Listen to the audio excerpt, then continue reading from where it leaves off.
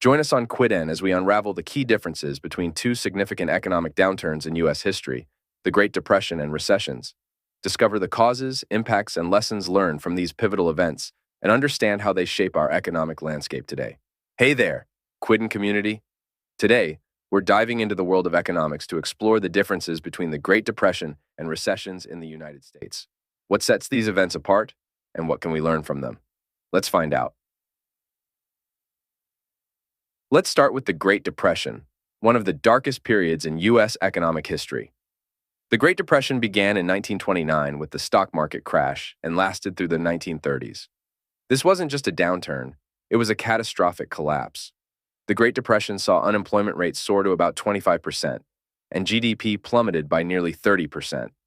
Banks failed, businesses closed, and millions of Americans faced extreme poverty. The causes were complex, including stock market speculation, bank failures, and poor economic policies. In contrast, a recession is a more common economic downturn. It's technically defined as 2 consecutive quarters of declining GDP. While recessions can be severe, they are generally less catastrophic than the Great Depression.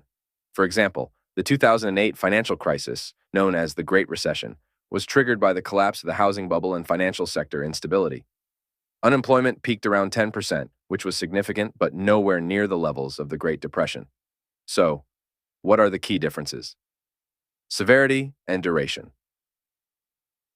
The Great Depression lasted about a decade with drastic economic decline, while recessions typically last from several months to a few years. Unemployment rates.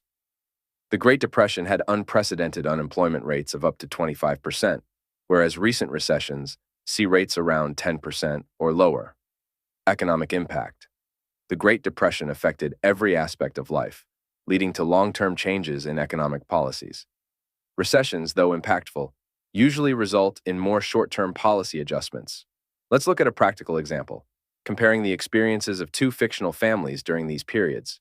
Meet the Johnsons in the 1930s. Mr. Johnson lost his job when the factory closed. The family relied on soup kitchens and bartering as their savings evaporated with the bank failures. They even lost their home, moving to a makeshift shelter. Now, meet the Smiths during the Great Recession in 2008. Mr. Smith, an office worker, was laid off, and the family had to cut back on expenses. They faced foreclosure, but were able to refinance their mortgage with government assistance programs. While their lifestyle was impacted, they managed to keep their home and recover within a few years. As we can see, while both events brought significant challenges, the Great Depression was far more devastating than any modern recession. Understanding these differences helps us appreciate the resilience of the economy and the importance of sound economic policies. Thanks for watching Quidden. Be sure to like, share, and subscribe for more insights into history and economics. Let us know in the comments what topics you'd like us to cover next. Until next time, stay informed and curious.